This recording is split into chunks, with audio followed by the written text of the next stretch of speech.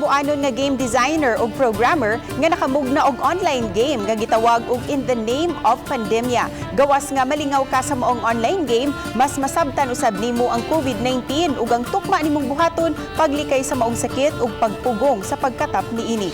Kini ang report ni Femery Dumabo. Ang duha ka semana pa lang nga online game ni sikat na sa gawas sa nasod.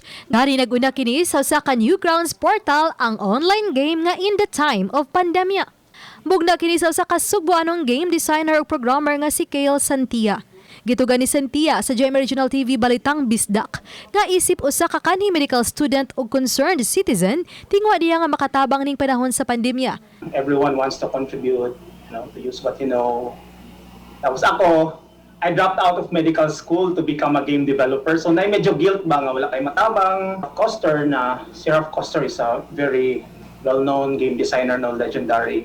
He was saying basically na there are so many simulations online, basically graphs or interactive graphs, but there are really no truly interactive simulations. Mas masabtan ug bakaton ka sa pag-manage batok COVID ug pagtabang sa laing tawo pinagi sa maong dula.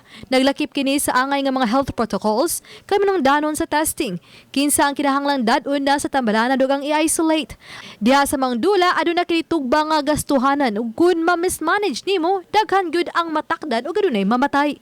Sa paghimo sa game, adunay game mathematical epidemiologist, award-winning visual artist, doctor ug mga IT expert nga nagtabang sa likod niini. But also sa side sa game developers, we are also human beings na we feel psychological stress and so on. Kung kaning Jamdemic 2020 is one way, you can say self-therapy. Na you use your art, to transform something traumatic into something that's useful.